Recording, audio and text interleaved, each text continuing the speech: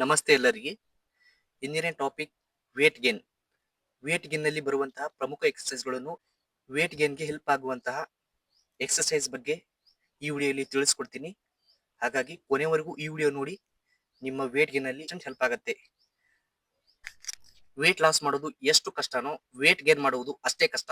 ಹಾಗಾಗಿ ಇಲ್ಲಿ ನಿಮ್ಮ ಮನಸ್ಥಿತಿ ತುಂಬಾ ಇಂಪಾರ್ಟೆಂಟ್ ಆಗುತ್ತೆ. ನಿಮ್ಮ ಮನಸ್ಥಿತಿ ಗಟ್ಟಿಯಾಗಿದ್ರೆ ಮಾತ್ರ ವೇಟ್ ಗೇನ್ ಆಗಲು ಸಾಧ್ಯ. ಹಾಗೂ ನಿಮ್ಮ ವರ್ಕೌಟ್ ಮತ್ತು ಡಯಟ್ ಮತ್ತು ಸ್ಲಿಪ್ ಮೇಲೆ ಕಂಟ್ರೋಲ್ ಇದ್ರೆ ಮಾತ್ರ ನೀವು ವೇಟ್ ಗೇನ್ ಮಾಡ್ಕೊಳ್ಬಹುದು. ಆಯಿಲಿ ಫುಡ್ಸ್, ಜಂಕ್ ಫುಡ್ಸ್ ಮತ್ತು ಪಿಜ್ಜಾ, ಬರ್ಗರ್ ಹಾಗೂ ವಡಾಪಾವ್, ಕೋಲ್ಡ್ ಡ್ರಿಂಕ್ಸ್, ಶುಗರ್, ಮೈದಾಯುಕ್ತ ಪದಾರ್ಥಗಳು, ಬೇಕರಿ ಐಟಮ್ಸ್ ಹಾಗೂ ಗುಟ್ಕಾ, ಸಿಗರೇಟ್, ದಾರು ಇಂತಹ ಎಲ್ಲ ಪದಾರ್ಥಗಳನ್ನು ಬಿಡಬೇಕು.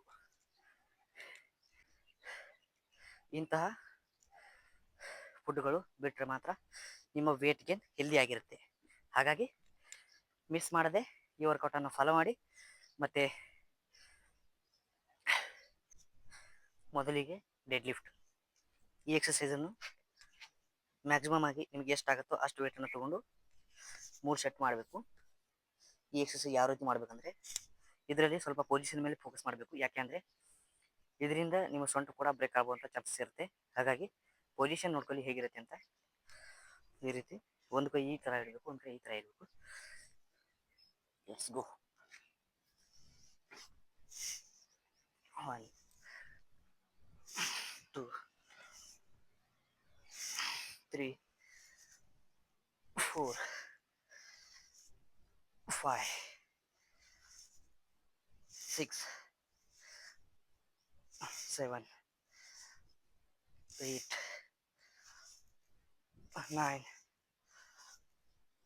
10. ಈ ರೀತಿ ಮಾಡಬೇಕು. ಈ ರೀತಿ ಮಾಡೋದ್ರಿಂದ ಇದು ನಿಮ್ಮ ಲೋವರ್ ಬ್ಯಾಕ್ ಮತ್ತು ಫೋರ್ ಆರ್ಮ್ಸ್ ಮತ್ತು ಶೋಲ್ಡರ್ ಮತ್ತು ಅಪ್ಪರ್ ಚೆಸ್ಟ್ ಕೂಡ ಟಾರ್ಗೆಟ್ ಆಗುತ್ತೆ. ಹೀಗಾಗಿ ನಿಮ್ಮ ವೇಟ್ ಗೇನಲ್ಲಿ ಇದು ಯಾವ ರೀತಿ ಹೆಲ್ಪ್ ಆಗುತ್ತೆ ಅಂದರೆ 3 ಅಥವಾ 4 ಬಾಡಿ ಪಾರ್ಟ್ಸ್ ಮೇಲೆ ವರ್ಕ್ ಆಗುವಂತಹ ಎಕ್ಸಸೈಸ್ ಇದು. ಹಾಗಾಗಿ ಮೇಜರ್ ಮಸಲ್ಸ್ ಟಾರ್ಗೆಟ್ ಆಗ್ತವೆ. ಹಾಗಾಗಿ ಇದು ಒಂದು ಇಂಪಾರ್ಟೆಂಟ್ ಎಕ್ಸಸೈಸ್ ಅಂತ ಅನಿಸ್ಕೊಳ್ಳುತ್ತೆ. ಈ ಕಂಪೌಂಡ್ ಎಕ್ಸಸೈಸ್ ಮಾಡೋದರಿಂದಾಗಿ ನಿಮ್ಮ ಬಾಡಿ ಮೇಲೆ ಮಾಸ್ ಬೆಳೆಯೋದು ಪ್ರಾರಂಭವಾಗುತ್ತೆ. ನಂಬರ್ ಟು ಬಂದು ಸ್ಕ್ವಾಟ್ಸ್.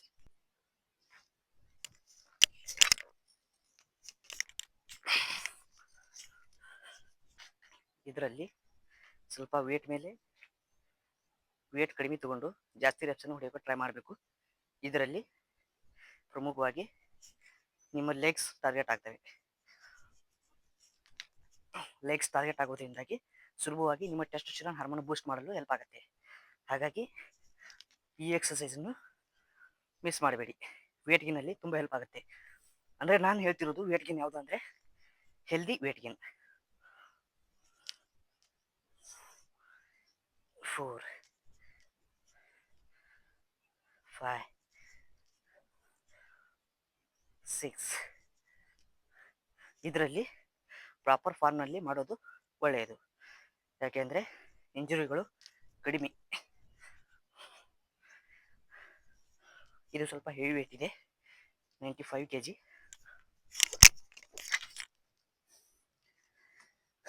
ನಂಬರ್ 3 ಬಂದುಬಿಟ್ಟು ಹ್ಯಾಮರ್ ಕರ್ಲಲ್ಲಿ ವೇಟ್ ಸ್ವಲ್ಪ ಮೀಡಿಯಮ್ ತೊಗೊಳ್ಳಿ. ನಾನು ತೊಗೊಂಡಿರೋದು 7.5. ಇದನ್ನು ಯಾವ ರೀತಿ ಮಾಡಬೇಕಂದ್ರೆ ಈ ರೀತಿ ಹೋಲ್ಡ್ ಮಾಡಬೇಕು. ತುಂಬ ಜನ ಏನು ಮಾಡ್ತಾರೆ, ಈ ಥರ ಮಾಡ್ತಾರೆ. ಇದು ರಾಂಗ್ ಮೆಥಡ್. ಈ ರೀತಿ ಮಾಡಬೇಕು. ಇದರಲ್ಲಿ ಬೈಸೆಪ್ ಮತ್ತು ಫೋರ್ ಆರ್ಮ್ಸ್ ಟಾರ್ಗೆಟ್ ಆಗ್ತವೆ.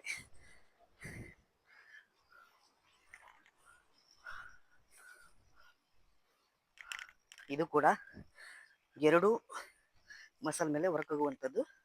ಒಂದು ನಿಮ್ಮ ಬೈಸೆಪ್ಪನ್ನು ಅಗಲವಾಗಿಸುತ್ತದೆ, ತೋಳುಗಳನ್ನು ಅಗಲವಾಗಿಸುತ್ತದೆ.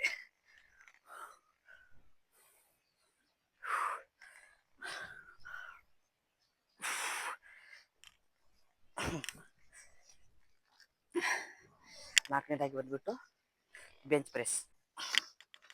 ಬೆಂಚ್ ಪ್ರೆಸ್ಸಲ್ಲಿ ಒಂದು ಮಷಿನ್ ಬೇಕಾಗುತ್ತೆ. ಇದು ನಿಮಗೆ ಫ್ಲಿಪ್ಕಾರ್ಟಲ್ಲಿ 4 ರಿಂದ 5 ಸಾವಿರ ರೂಪಾಯಿದಲ್ಲಿ ಸಿಗುತ್ತೆ. ಬೆಂಚ್ ಇದ್ದರೆ ಒಳ್ಳೆಯದು, ಇಲ್ಲಾಂದರೆ ಮನೆಯಲ್ಲೂ ಕೂಡ ಮಾಡ್ಕೋಬಹುದು. ಇದು ಬಂದುಬಿಟ್ಟು ನಿಮ್ಮ ಚೆಸ್ಟನ್ನು, ಅಪ್ಪರ್ ಚೆಸ್ಟು ಮತ್ತು middle chest, lower chest, almost ಚೆಸ್ಟಲ್ಲಿ 3 ಭಾಗ ಅಂತ ಇರೋದಿಲ್ಲ, ಬಟ್ ಅದನ್ನು 3 ಭಾಗ ನಾವು ಮಾಡ್ಕೊಂಡಿದ್ದೀವಿ ಅಷ್ಟೇ. ಹೆಚ್ಚಾಗಿ ಬಾಡಿ ಬಿಲ್ಡಿಂಗ್ ಮಾಡುವಂತಹ ಫೀಲ್ಡಲ್ಲಿ upper chest, middle chest, lower chest ಅಂತ ಕರೀತಾರೆ. ಬಟ್ ಚೆಸ್ಟ್ ಅನ್ನೋದು ಒಂದೇ.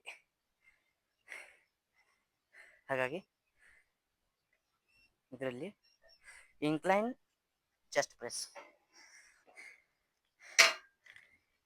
ಇದು ಕೂಡ ನಿಮ್ಮ ಮೇಜರ್ ಮಸಲನ್ನು ಟಾರ್ಗೆಟ್ ಮಾಡುತ್ತೆ. ಅದರಲ್ಲಿ forearms, bicep, shoulder and ಚೆಸ್ಟನ್ನು ಟಾರ್ಗೆಟ್ ಮಾಡುತ್ತೆ. ಹಾಗಾಗಿ ಇದನ್ನು ಕೂಡ ಪ್ರಾಪರ್ ವೇಯಲ್ಲಿ ಟ್ರೈನ್ ಮಾಡಿ. ತೋರಿಸ್ತೀನಿ ನೋಡಿ ಹೇಗೆ ಮಾಡಬೇಕಂತ.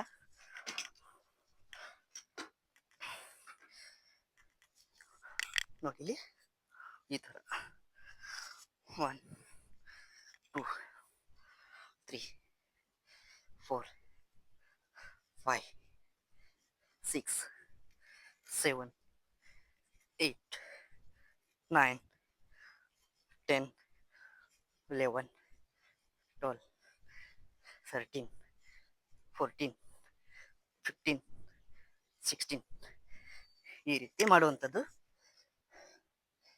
ಈ ಕಂಪೌಂಡ್ ಎಕ್ಸಸೈಸ್ಗಳು ಬಂದುಬಿಟ್ಟು ನಿಮಗೆ ಯಾವ ರೀತಿ ಸಪೋರ್ಟ್ ಕೊಡುತ್ತೆ ಅಂದರೆ, ಒಂದೇ ಸಲಕ್ಕೆ 2, 3 ಅಥವಾ 4 ಮಸಲ್ಗಳನ್ನು ಟಾರ್ಗೆಟ್ ಮಾಡುವಂಥದ್ದು.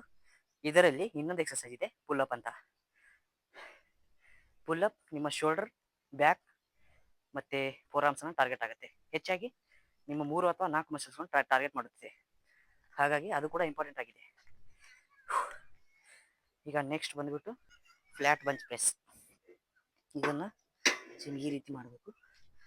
ಇದರಲ್ಲಿ ಸ್ವಲ್ಪ ವೇಟನ್ನು ಜಾಸ್ತಿ ಮಾಡಿ. ಹೆಚ್ಚಿನ ರಿಸಲ್ಟ್ಗಾಗಿ ಈ ಎಕ್ಸಸೈಸನ್ನು ಸ್ವಲ್ಪ ಜಾಸ್ತಿ ವೇಟನ್ನು ಆ್ಯಡ್ ಮಾಡಿ. ಇದು ಕೂಡ ನಿಮ್ಮ ಓವರಾಲ್ ಚೆಸ್ಟನ್ನು ಡೆವಲಪ್ಮೆಂಟ್ ಮಾಡ್ಕೊಳ್ಳೋಕ್ಕೆ ಮತ್ತು ಫೋರ್ ಆರ್ಮ್ಸ್ ಹಾಗೂ ಶೋಲ್ಡರನ್ನು ಟಾರ್ಗೆಟ್ ಮಾಡ್ತೇವೆ. 1 2 3 4 ಈ ರೀತಿ ಮೇಲೆ ಒಯ್ಯಬೇಕು. ಈ ರೀತಿ ಸ್ಟ್ರೇಟ್ ಒಯ್ಯಬಾರ್ದು, ಈ ರೀತಿ ಈ ಕಡೆ ನಿಮ್ಮ ತಲೆ ಕಡೆ.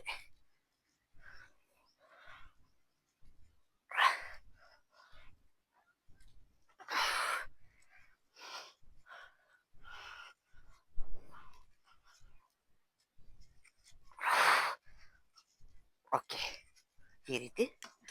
ನೆಕ್ಸ್ಟ್ ಬಂದುಬಿಟ್ಟು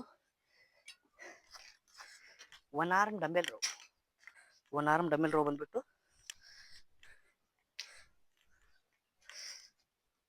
ಈ ರೀತಿ ಮಾಡ್ತೀವಿ. ನೋಡಿ ಇಲ್ಲಿ ಪೊಸಿಷನ್ ನೋಡಿ ನೀವು. ಒಂದು ಮೇಲೆ ಇಡಿ ಕಾಲು, ಈ ಕಾಲು ಇಲ್ಲಿ ಇರಲಿ. ಸ್ವಲ್ಪ ಬಗ್ಗಿ ಈ ರೀತಿ ಇರಬೇಕು. ಪೊಸಿಷನ್ ಮುಂದೆ ನೋಡಬೇಕು. ಮತ್ತೆ ಈ ರೀತಿ 2 3 4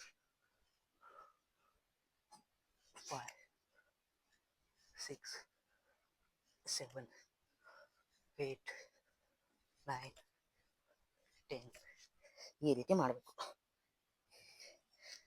ನೆಕ್ಸ್ಟ್ ಬಂದ್ಬಿಟ್ಟು ಶೋಲ್ಡರ್ ಪ್ರೆಸ್ ಅಥವಾ ಆರ್ನಾಲ್ಡ್ ಪ್ರೆಸ್ ಅಂತಾನೆ ಕರೀತಾರೆ. ಆರ್ನಾಲ್ಡ್ ಪ್ರೆಸ್ ಅಂತ ಯಾಕೆ ಕರೀತಾರೆ ಅಂದರೆ, 1977 ಆಲ್ಮೋಸ್ಟ್ 1980 ಅಪ್ರಾಕ್ಸಿಮೇಟ್ ಅಲ್ಲಿ ಆರ್ನಾಲ್ಡ್ ಅಂತ ಒಬ್ಬ ಅಮೇರಿಕನ್ ಬಾಡಿ ಬಿಲ್ಡರ್ ಅವರ ಹೆಸರಲ್ಲಿ ಯಾಕಿದೆ ಅಂದರೆ, ಅವರ ಸಮಯದಲ್ಲಿ ಅದು ಇಫೆಕ್ಟಿವ್ ಎಕ್ಸಸೈಸ್ ಆಗಿತ್ತು. ಹಾಗಾಗಿ ಅದನ್ನು ಆರ್ನಾಲ್ಡ್ ಪ್ರೆಸ್ ಅಂತ ಇಟ್ಟಿದ್ದಾರೆ. ಇದು ಕೂಡ ನಿಮ್ಮ ವೇಟ್ ಗೇನಲ್ಲಿ ತುಂಬ ಇದನ್ನು ಈ ರೀತಿ ಮಾಡಬೇಕು. ಹೀಗೆ ತಗೊಂಡು ಇಲ್ಲಿವರೆಗೆ. ನೆಕ್ಸ್ಟ್ ಈಸ್ ಹೋಲ್ಡ್ ಮಾಡಬೇಕು ಈ ಥರ. 3 4 5 6 7 8 9 10. Okay, next exercise bent over row ಅಂತ ಬರುತ್ತೆ. ಇದು ಹೆಚ್ಚಾಗಿ ನಿಮ್ಮ ಲೋವರ್ ಬ್ಯಾಕ್ ಮತ್ತು back, forearms, bicep, shoulder target ಮಾಡುತ್ತೆ. ಹಾಗಾಗಿ ಇದು ಕೂಡ ಒಂದು ಕಂಪೌಂಡ್ ಎಕ್ಸಸೈಸ್ ಅಂತಾನೆ ಅನ್ನಿಸ್ಕೊಳ್ಳುತ್ತೆ. ಹಾಗಾಗಿ ಇದನ್ನು ಕೂಡ ನಾವು ವೇಟ್ ಗೇನಲ್ಲಿ ಇಟ್ಟಿದ್ದೀವಿ. ಇದನ್ನು ಯಾವ ರೀತಿ ಮಾಡಬೇಕಂದ್ರೆ ಪೊಸಿಷನ್ ತುಂಬ ಇಂಪಾರ್ಟೆಂಟ್ ಆಗುತ್ತೆ. ಹಾಗಾಗಿ ಪೊಸಿಷನ್ ಮೇಲೆ ಫೋಕಸ್ ಇರಲಿ. ವೇಟ್ ಕಮ್ಮಿ ಆದರೂ ಓಕೆ, ಬಟ್ ಪೊಸಿಷನ್ ಮೇಲೆ ಫೋಕಸ್ ಇರಲಿ. ಇದನ್ನು ಈ ಥರ ಹಿಡ್ಕೊಂಡು ಈ ಥರ ಪೊಸಿಷನ್ ನೋಡಿ, ಈ ಥರ 1 2 3 4 5 6 7 8 9 10 ಈ ರೀತಿ ಮಾಡಬೇಕು. ಇದು ಕೂಡ ಒಂದು ಎಫೆಕ್ಟಿವ್ ಒಳ್ಳೆ ಎಕ್ಸಸೈಸ್ ಅಂತಲೇ ಹೇಳ್ಬೋದು. ಮೇಜರ್ ಆಗಿ ನಿಮಗೆ ಎಕ್ಸಸೈಸ್ ಎಷ್ಟು ಮುಖ್ಯನೋ ಅಷ್ಟೇ ಡೈಟ್ ಕೂಡ ಇಂಪಾರ್ಟೆಂಟ್ ಆಗುತ್ತೆ. ಹಾಗಾಗಿ ನಿಮ್ಮ ಫೋಕಸ್ ಡೈಟ್ ಮೇಲೆ ಕೂಡ ಇರಲಿ. ಹೆಲ್ದಿ ಡೈಟ್ ಅಂತ ನಾನು ಹೇಳ್ತಿರೋದು. ಹೇಳಿದ್ದಂತೆ ನಿಮ್ಮ ವೇಟ್ ಗೇನ್ ಒಂದು ಟ್ರಯಾಂಗಲ್ ಥರ ಕೆಲಸ ಮಾಡುತ್ತೆ. ಈ ಥರ ಒಂದು ಡೈಟು, ಇನ್ನೊಂದು ವರ್ಕೌಟು, ಮತ್ತೊಂದು ಸ್ಲೀಪ್. ಹಾಗಾಗಿ ಮಿಸ್ ಮಾಡದೆ ಈ ಮೂರನ್ನು ಫಾಲೋ ಮಾಡಿ. ಮತ್ತು ಇಷ್ಟ ಆದರೆ ಲೈಕ್ ಮಾಡಿ, ಕಮೆಂಟ್ ಮಾಡಿ, ಶೇರ್ ಮಾಡಿ. ಧನ್ಯವಾದಗಳು.